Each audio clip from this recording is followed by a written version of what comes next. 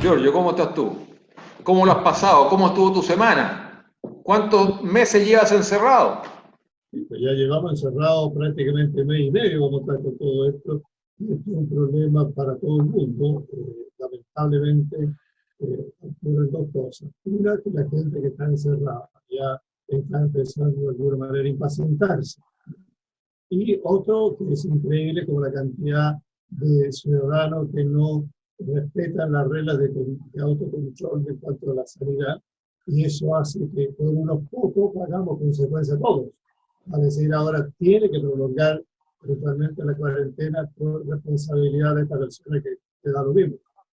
Sí, Eso, es eso un tema. Oye, Giorgio, hay un tema súper importante que me llamó profundamente la atención y fue una crónica que sacó el Washington Post que tiene aspectos psicológicos, ¿ah? Que me gustaría discutir contigo, porque dice que Chile no tiene un problema económico, no tiene un problema social, no tiene problema político, que eso es falso, tiene un problema médico, de origen psicológico, dice. Y me llamó la atención porque, resumiendo el tema, dice este medio norteamericano que el chileno prefiere la pobreza y tiene una resistencia preocupante contra la riqueza. Y eso lo hemos visto nosotros, que hay ciertos sectores políticos radicales que dicen que prefieren que todos seamos iguales en la pobreza. Hay una fobia hacia la pobreza, o sea, hacia la riqueza, pero le echan la culpa al modelo porque genera riqueza. Entonces dice que este es un problema psicológico, tenemos un problema serio. Y yo quería discutir eso contigo, porque en el fondo hay otros sectores también que se unen a esta lógica, y nada más y nada menos que la Iglesia Católica. Cuando el Papa dice que la riqueza es el estiércol del diablo, dice que la riqueza es un pecado. Entonces, ¿cómo nosotros le vamos a hacer un homenaje a la pobreza? Me parece ridículo. Y mientras no tengamos claro que la riqueza es lo que nos va a sacar de la mala calidad de vida que viven muchos chilenos y que gracias al modelo neoliberal la pobreza ha disminuido desde los años 60 de un 50% a actualmente un 6,8% y ahora efectivamente va a subir seguramente un 10% de la pobreza como consecuencia de los estallidos delincuenciales del 18 de octubre y de la pandemia. Entonces, ¿qué pasa con los chilenos? ¿Tiene alguna acotación que hacer con respecto a eso? claro, a ver, tú hablas, sí, yo hablo de insubordinación. Yo hablo eventualmente de sedición. Aclaremos los términos, sobre todo para la gente que va a ver esto. No, no un estallido que salió espontáneamente, no. Fue planificado, lo hemos dicho en varios programas y lo vamos a repetir en ese. Un golpe de Estado fallido, y Esta, eso lo tenemos bien claro. ya, hay que decirlo con todo su derecho. Sí. Entonces, ¿qué pasa? Es interesante lo que dice el Washington Post. Por de pronto, aquí, efectivamente, hay un problema sanitario clarísimo en todo el mundo, pero está globalizado, eso está claro. Ahora sí, hay una cosa muy interesante desde el punto de vista psicológico. Lo hemos analizado y no lo hemos conversado contigo. Y qué bueno que haya salido en la palestra. Cada ser humano, de alguna manera, inconscientemente se fija cuáles son los límites que va a tener para sí mismo en la vida. Me explico. Y lo hago un ejemplo muy concreto. En este minuto, yo recuerdo un hombre muy generoso, era judío, y muy amigo nuestro, porque los árabes son muy amigos con los árabes también. Y entonces, en un momento determinado de generosidad, regaló una casa a su empleada. Y la respuesta que fue, no la puedo recibir porque no me corresponde. No es para mí. Muchas gracias, pero no me corresponde. O sea, tenemos una visión muy importante de cuánto uno dice lo que quiere, pero inconscientemente siente como que es mucho para él. Esa es la Se conectó Rodrigo. Hola Rodrigo, ¿cómo estás? Hola, ¿qué tal? ¿Cómo están? Perdón por el atraso. Me encanta que estés tú en el programa. Perdón que esté por el atraso, pero estaba en reunión con la moneda. No, mira, como hay un tiempo acotado con el Zoom, estamos desarrollando el siguiente tema, Rodrigo. y tiene relación con la crónica del Washington Post, diciendo que los chilenos no tenemos ni un problema social, ni político, ni económico, tenemos un problema psicológico. ¿Por qué? Porque somos proclives a la pobreza. Y de alguna forma le rendimos homenaje a la pobreza y queremos ser pobres. ¿Ah? Y que la riqueza, ¿cierto?, la vemos como un mal, independientemente si esa riqueza se logró lícitamente. Por lo tanto, bueno, ese es el tema que estamos desarrollando y me gustaría saber, así específicamente con respecto a tu criterio, ¿cómo ves tú la riqueza? ¿Qué opinión tienes tú de la riqueza legítima? Totalmente legítima, no tiene ningún problema. Pues no hay... Yo he dedicado mi vida solamente al otro lado de la moneda, a la gente de la pobreza y a la gente que la pasa mal, digamos. No me he dedicado a estudiar la riqueza, pero no, yo creo en la libertad de emprendimiento, en la libertad individual, así que no tengo problema. Siempre y cuando, como tú dices, esa riqueza sea obtenida legítimamente. Y ahí hay hartas observaciones, porque legítimo es, la palabra legítima puede ser asociada a lo legal, pero tampoco a lo ético, ¿sí? O sea, por ejemplo, hoy día tenemos, independientemente de las crisis sociales, tenemos una crisis del ecosistema brutal. Brutal, brutal, brutal. Entonces, chuta, si tú legítimamente puedes obtener riqueza, pero si estás dañando el medio ambiente y no estás dejando recursos suficientes para las próximas generaciones, entonces ahí empieza ya un tema de ética, que es muy distinto. Entonces, absolutamente. Es un problema de lo que hemos dicho siempre, porque puede ser legal, pero antiético. O sea, pero mira, el problema, ¿sabes cuál es? Discúlpame, siguiendo la misma línea, que hay instituciones a la cual tú adheriste muchos años, que es la Iglesia Católica. Tú estuviste en el Canal 13, ¿cierto? Cuando la Iglesia Católica estaba ahí. Yo estuve en el 13 Cable, por eso me tocó conocerte. Te entrevisté un par de veces, incluso en el 13 Cable. Pero, curiosamente, el Papa dice que el dinero es el estiércol del diablo. ¿Ah? Y la riqueza es un pecado. Entonces, si una persona se esforzó y logró riqueza, legítimamente, sin dañar el medio ambiente, como muchos, ¿cierto?, agregando valor a la sociedad, ¿por qué tenemos este conflicto? No, está perfecto. Yo o sea, no tengo, de verdad no tengo ningún problema con eso. Lo que, como te digo, la preocupación mía es al revés, no es el problema de la riqueza, es el problema de la desigualdad y la pobreza. Que yo no comparto con el Washington Post que nosotros tengamos vocación de pobreza, lo que tenemos es vocación de desigualdad. Yo he dedicado mi vida a estudiar por qué la gente finalmente vive en condiciones de pobreza, y muchas de esas tienen que ver con, ni siquiera con problemas de riqueza, tienen que ver con problemas de política pública, por ejemplo. Ayer conversaba con Benito Baranda y nos hacía reflexión de la política de vivienda, y esto ocurrió durante la dictadura y durante los gobiernos de la Concertación, ¿no? Que mandamos a vivir a la gente con menos recursos, donde el terreno era más barato, a las afueras de Santiago.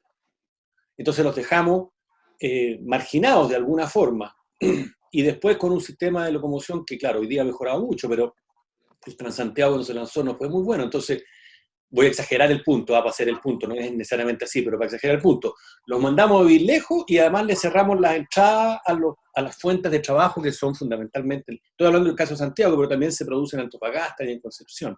Entonces, ni siquiera un problema de riqueza o de pobreza, un problema de política pública, de cómo se ejecuta esa política pública que hace que la gente tenga mayores oportunidades. Nosotros siempre hemos estado diciendo que la gente pobre, de alguna forma, lo es por una serie de condiciones, no es por una sola, no es una razón por la gente pobre, sino que por falta de educación, por problemas de vivienda, por problemas de acceso a la salud, etc. Entonces, y yo, mira, quiero decirte más, yo creo que la gente normal que tiene una situación de pobreza no tiene problemas con la riqueza, no, de verdad.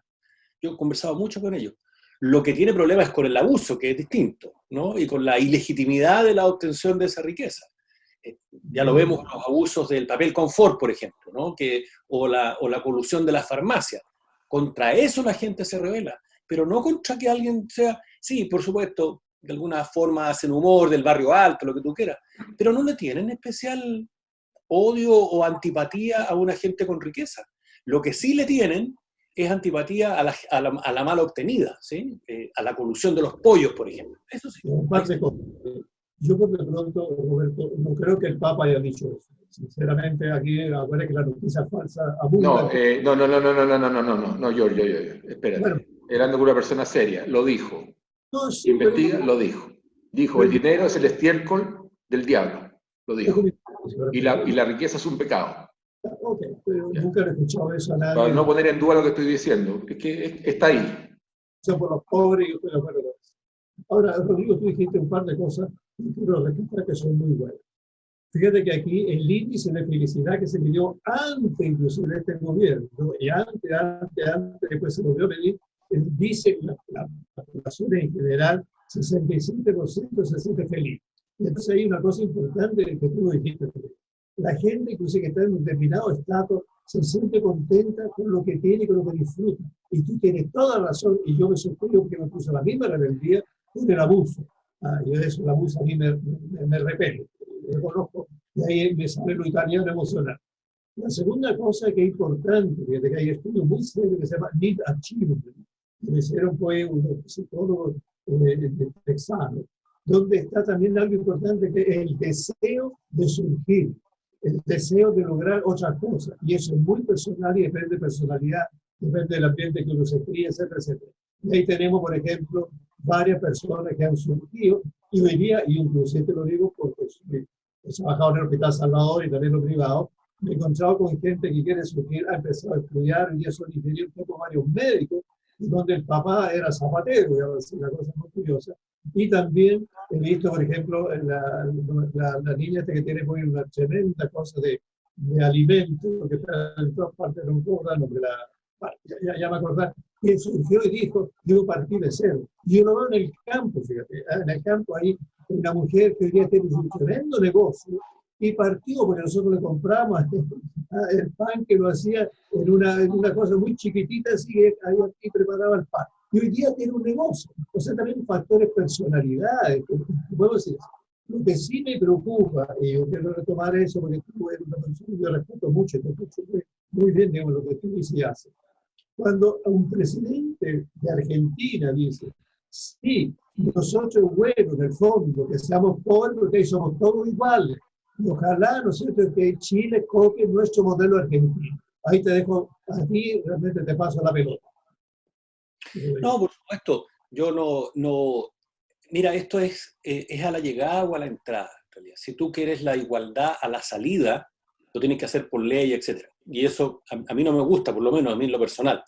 A mí lo que me gusta es la igualdad a la entrada, o sea, que todos tengan las mismas oportunidades para estudiar, para desarrollarse, etc.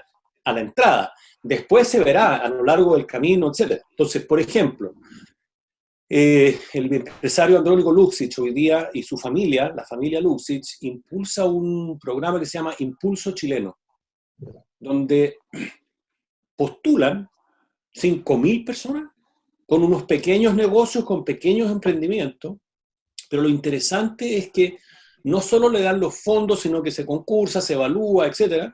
Se escogen a 60, y esto ya es el segundo año que se hace, a 60 emprendimientos, por la idea, por las posibilidades de negocio, todo lo que ustedes quieran.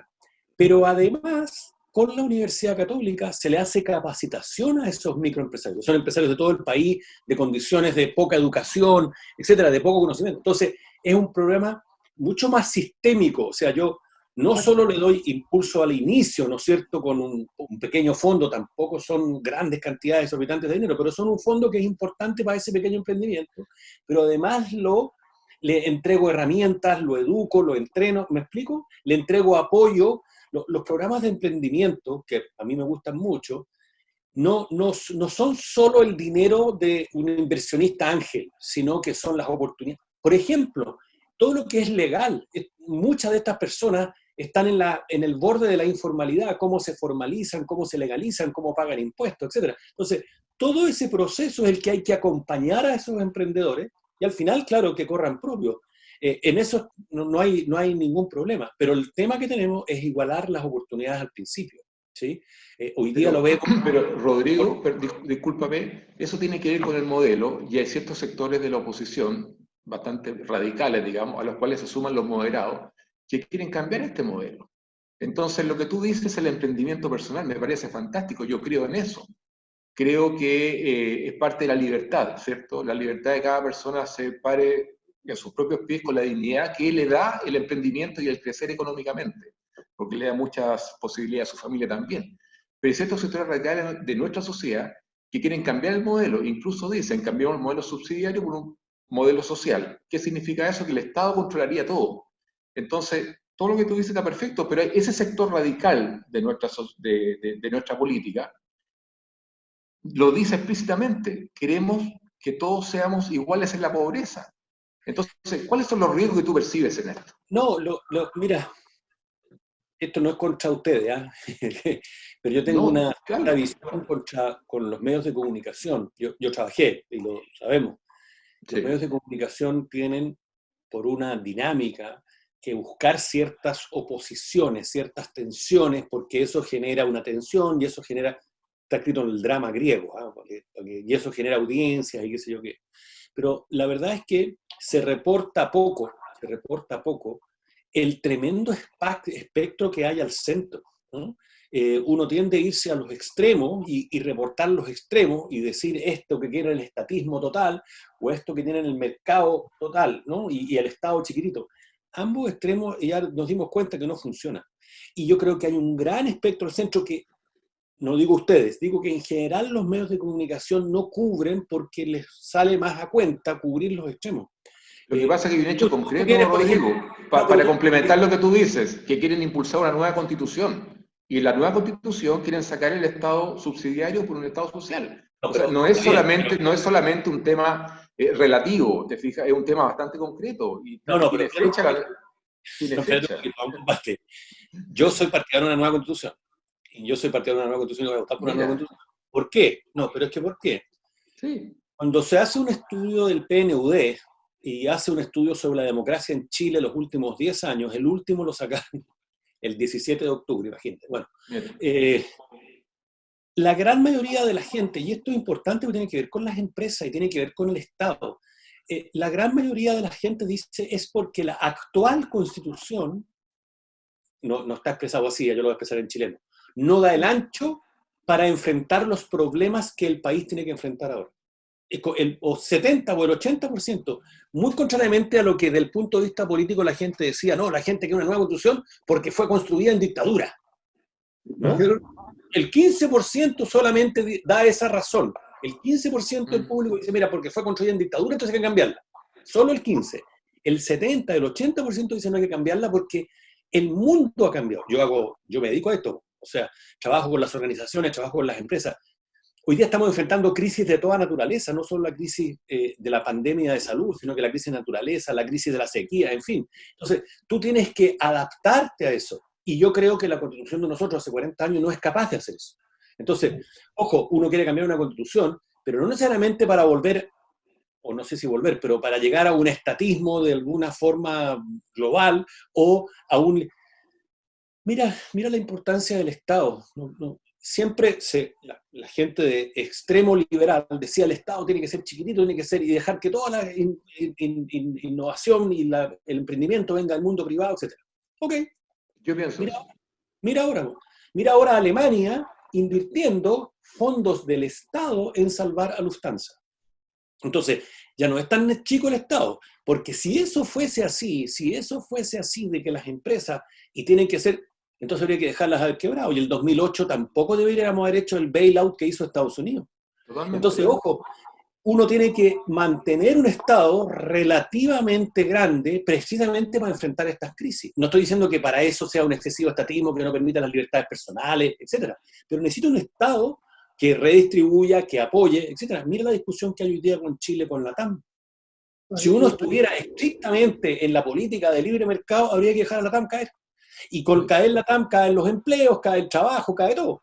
¿No? Hay un Estado, veremos cómo lo hace con garantías. Es que ese es el punto, depende cómo lo haga. Depende Por eso, cómo lo haga, ese es el punto. Estoy de acuerdo, y eso es una discusión que hay que tener en alguna parte, pero lo que estoy diciendo es que estas visiones extremas de un estatismo total o de un Estado chiquitito que no funciona, ninguna de esas dos... No, un Estado pequeño, eficiente, sí es recomendable, pero no un Estado gigantesco lleno de grasa como el que tenemos ahora. Bueno, Lo está cambiando. Ignacio Briones ahora lo que hace esta cosa que yo lo encuentro genial, que es que en tu devolución de impuestos viene una cosa en que se está gastando tu plata, está empezando a salir para hacer eso. Yo no estoy diciendo en contra de la eficiencia del Estado, estoy hablando de la dimensión del Estado. El problema es lo que tú buscas, y con esto le doy la pasada a Giorgio, lo que tú buscas se va a ver entorpecido por los partidos políticos que tienen siempre granjas, ¿cierto? O parcelas de interés en cada uno de los poderes del Estado. Ese es el problema que tenemos nosotros hoy día. Giorgio. Puedo contestar eso, pero decimos que Giorgio hable. Sí, dos cosas, Rodrigo. Yo empecé a hacer mi propia encuesta personal. Soy psicólogo y sociólogo a la vez. Entonces me descubierto que la gran mayoría de las cuales yo he preguntado no tenía idea ni siquiera un artículo de la Constitución. Y sin embargo, estaba con letrero, queremos Constitución nueva. Pero usted dije, perdón la ignorancia, ¿me puede decir un par de...? Ah, no. Y le dije, no, pero la Constitución hay que hacerla igual. Entonces, cuidado con los porcentajes que representan. Pero igual estoy de acuerdo contigo en una cosa. Yo creo siempre que la Constitución siempre se puede modificar, mejorar, etcétera. Pero lo que a mí me preocupó, lo que dice el grupo chico y que es de cero. Entonces, construir todo desde cero a mí me parece un absurdo. Es peligroso. Bastante años se han hecho cosas, por una parte. ¿Sí? Y por otra parte, ya de algún atisbo, como apareció el señor Girardi, que dijo, ya vamos a terminar con la propiedad privada. Entonces eso hace no sé, que la gente se ponga... No, pero espérense un poquito. Yo no creo que eso ocurra. Acuérdense que están los 2 tercios. A ver, yo de verdad creo que tenemos un problema, de verdad. O sea, yo creo que probablemente en octubre ahora va a salir una nueva constitución y el desafío importante van a ser los asambleístas. Y como dicen ustedes, los partidos políticos tienen un bajísimo prestigio, o sea, 0, básicamente, 3 o 4 puntos de respaldo. Entonces, el problema está que la ley está construida para que sean los partidos políticos los que de nuevo escojan a los asambleístas. Entonces tenemos un tremendo desafío, porque vamos a estar felices, tenemos asamblea, tenemos una nueva constitución, pero hay que construir esa nueva constitución. Y ahí estoy de acuerdo con ustedes, hay una preocupación muy grande. Y por tanto, lo que hay que conseguir es que los partidos políticos permitan que entre gente independiente. Yo por ejemplo, siempre he supuesto que Benito Baranda tiene que ser un asambleísta en Chile. ¿Sí? Pero Benito Baranda no va a firmar nunca por ningún partido político porque no es político, ¿no? Entonces, ¿cómo dejamos entrar a esa gente que realmente uno sabe que le interesa al país, que incluso puede estar en desacuerdo, pero le interesa al país? ¿Cómo se garantiza eso? Eso es un desafío tremendo, tremendo, y hay que hablarlo con los partidos políticos, que la pandemia y la crisis social y de salud no nos deja hacer, pero eso hay que conversarlo, de todas maneras. Hay un peligro. ¿Con todos los sectores, incluso los más radicales de izquierda? Mira, yo he hablado con... Te hago la pregunta directamente, frontalmente, sin eufemismo. ¿Qué opinas tú del comportamiento del Partido Comunista, cierto, inserto en la oposición hoy día? ¿Qué opinas tú de eso? Pero mira, el Partido Comunista dicen, yo no sé, dicen que lo invitaron a esta mesa de diálogo y no quisieron ir, ellos dicen que nunca quisieron ir, entonces no los invitaron, etc. También están los extremos de derecha, el partido de José Antonio Kast. Yo creo, más bien, es que lo que está haciendo el centro, o sea, ni siquiera tan centro, Mario Desbordes, hablando con Insulza, de construir un cierto acuerdo donde se pueda sumar mucha gente, donde se pueda jugar Evópolis, de la Democracia Cristiana, el Partido Socialista. Ojo, yo creo que la crisis humanitaria que estamos viviendo, porque esto pasa a ser una crisis humanitaria ahora, permite eso, permite el diálogo, permite que la gente se junte. Mira, va a haber siempre un 10, un 15% en cada extremo, 30% sumando los dos lados, pero el 70% del centro, yo encuentro que Chile es un país muy razonable. Ahora, hay que permitir que la legalidad lo autorice a ocurrir y que, por tanto, insisto, que los independientes estén en esa asamblea. Pero es un desafío muy grande. Para ustedes, Rodrigo, cuando yo saqué el magíster en sociología, me tocó un profesor de marxismo, que era comunista marxista. Y entonces dijo de frente en varias oportunidades, nosotros no creemos en la democracia. Por lo tanto, el Partido Comunista no cree en la democracia. Lo dice así, abiertamente, lo dijo en esa oportunidad. Y por lo tanto, tenemos que hacer de todo para que haya una revolución donde exista la dictadura del pueblo. Para decir, el pueblo tiene que hacerse cargo de él. Ese grupo pequeño, de alguna manera, mete ruido. ¿Por qué? Porque cuando hubo esta insubordinación, avalaron en el fondo la violencia. Inclusive a mí me llamó la atención que hasta aplaudieron a los encapuchados que rompieron, quemaron y cuántas cosas hay. Entonces tenemos un grupúsculo realmente ahí que está de alguna manera creando problemas. porque estoy igual de acuerdo contigo. Yo estuve bastante largo en ese sentido. Y Chile, en el fondo, somos de centro, somos centristas. La mayoría de la gente somos que no queremos los extremos. A eso lo he podido probar. Pero la gente de extremos, cuando yo estudié marxismo-leninismo, ellos tienen pequeñas estructuras que son capaces de desestabilizar. Y lo que trataron de hacer fue, en el fondo, desestabilizar el gobierno y deshabilitar incluso el modelo, por lo que más le interesa, diciendo este modelo es la causa de todos los males. Llega a una creencia de cosas absurdas y lo dice y lo afirma. Y cuando yo le pregunto si conoce la dialéctica marxista, no, sí, por ahí algo, tampoco saben realmente lo que están haciendo, pero cuáles son sus bases. Y cuando me menciona Corea del Norte, si tú tienes alguna mente, métete en la Corea del Norte, dice, es el comunismo perfecto. Yo digo, ay, o sea, a mí personalmente no me gustaría eso para nuestro país. Te paso la pelota. No, está bien. Mira, yo hice algunas declaraciones y me las interpretaron mal. No estoy defendiendo al Partido Comunista, por favor, porque yo no creo en la violencia en absoluto. Claramente no creo en la violencia. O sea, la única forma de salir de esto es con el diálogo. Ahora, con un diálogo, cuidado que estemos dispuestos a... Porque si no son monólogos o biólogos que yo hablo y tú hablas y tú dices y yo digo. No, yo tengo que entrar a un diálogo y espero que esto ocurra ahora con el que está proponiendo Sebastián Piñera, el presidente, que ocurra. Yo insisto, en contra total de la violencia y en contra total de los extremos, ¿no? Del estatismo absoluto y de la libertad de mercado absoluta con un Estado extremadamente pequeño, casi sin acción. Creo mucho más en el centro, mucho más en los acuerdos. ¿Que es más difícil de hacer? Claro, no hay los dogmas, entonces las posiciones tienen que ser flexibles, de agilidad. Rodrigo, me llamó la atención un comentario que acabas de hacer tú. Homologaste el partido José Antonio Kast con el Partido Comunista. El Partido Comunista, los comunistas no son demócratas. ¿Tú piensas lo mismo del partido de José Antonio Kast? ¿Son demócratas? No, yo creo que José Antonio Kast es extrema de derecho, pero creo que cree en la democracia. No he tenido la posibilidad. Yo he hablado con él, me dice que sí, absolutamente. Sí, hemos hablado varias veces. Sí, claro. Eso, ¿Cómo ves tú el panorama? ¿Cómo salimos de esto? Porque si vienes tú acabas de mencionar, tenemos problemas medioambientales, ¿cierto? Tenemos la pandemia, tenemos problemas geopolíticos también, que son de extrema gravedad, que están en este minuto, ¿cierto?, en desarrollo, que tienen que ver con China y Estados Unidos. Nosotros... ¿Qué va a pasar? Y la última pregunta que te hago, para que lo complemente, ¿qué va a pasar con el mundo libre, con Occidente, si se descubre efectivamente que esta es una guerra biológica y no fue un tema de azar? ¿Cómo es todo este asunto? Bueno, pero lo que ocurre es que las crisis que estamos enfrentando no son solo de la pandemia de salud, que es una tremenda crisis que en Santiago es terrible, pero estamos enfrentando montones de otras crisis. La crisis política, que ya lo estamos diciendo, la confianza en el mundo político es cero. La crisis económica, no digo la económica chilena, ¿no? que es verdad, porque todos los sectores del turismo, de los restaurantes, de las líneas aéreas están todos muy tremendamente perjudicados, pero la recesión mundial. Piensa en Estados Unidos, 40 millones de personas han aplicado el problema de desempleo, que es 1 de cada 4 trabajadores en Estados Unidos. O sea, el impacto económico, si Chile fuera una isla y estuviera todo perfecto, igual tendríamos un problema gigantesco, ¿sí?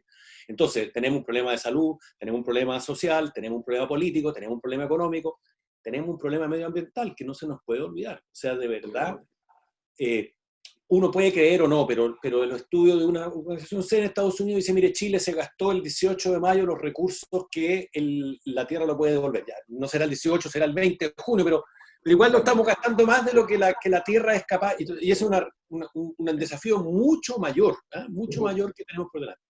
Entonces, ¿qué es lo que digo yo? Yo digo que los liderazgos en este caso ya no pueden ser de ese líder que uno dice, mira, yo espero que venga el Mesías y diga, mira, esto es lo que hay que hacer aquí, esto se hace así, todos síganme, y yo creo que eso ya no funciona.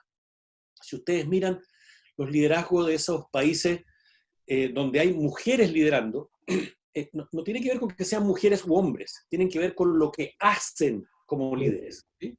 Y lo que han hecho es decir, lo que acaba de decir el presidente Piñera, mira, esto hay que tomarlo día a día, esto es una cosa que hay que ser extremadamente flexible, extremadamente ágil, extremadamente adaptable, ya no sirve, mira, esta es la cosa que vamos a hacer y como caballo la vamos a seguir haciendo. No, hay que ir cambiando con agilidad respecto de eso.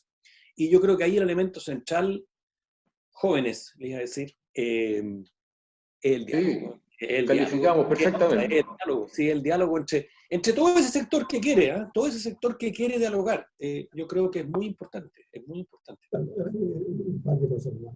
Cuando tú mencionas en el resto de la asamblea que hay gente como Benito Baranda, yo te aplaudo y ojalá lograr que eso se haga con mucha gente, de verdad. Porque ahí tú dijiste una frase que te la compro porque la sintonía.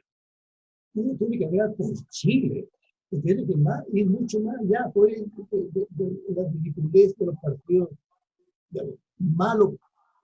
Estoy diciendo tonterías. No quiero recorregir, después tú cortas. Es lo siguiente, quiero tomar todo, perdonen ustedes. Tú dijiste algo que yo también te suscribo. Hoy día el Parlamento, para mí, no me representa la cantidad de gente que hay ahí con muchas de las cosas que estás diciendo. Entonces, cuando tú dices que quieres gente que realmente uno puede confiar y creerle, yo te lo suscribo plenamente. Y para mí, Benito Baranda lo conozco mucho y ojalá mucha gente como él me daría garantía de lo que se va a hacer. Me daría una gran garantía. La otra cosa con el Estado.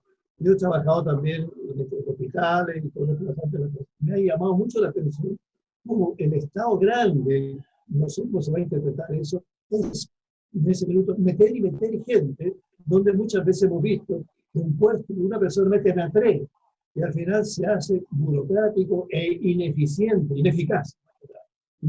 Esa parte sí me preocupa. Puede ser un Estado que realmente sea eficiente y eficaz. Pero cuando se empieza a agrandar, para llenar, inclusive, yo te lo digo honestamente, hace muchísimos años atrás, me tocó hacer selección de personal, no decir en qué gobierno ni nada, donde colocaba un montón de gente que yo no sabía en ese minuto que era prácticamente un partido determinado. Entonces había que hacer la selección, para colocarlo los mejores dentro de lo posible en esos cargos que incluso fueron inventados. A mí me preocupa un Estado así, pero sinceramente. Yo prefiero un grupo que trabaje bien y forme bien las cosas. Pero mira el tema ahora, yo comparto contigo, el tema del Estado centralizado muy fuerte. Uno de los grandes problemas que tenemos en Chile es lo de la regionalización, porque todas las decisiones se toman aquí en Santiago y la libertad en las regiones es bastante más disminuida. Mira el caso de los municipios.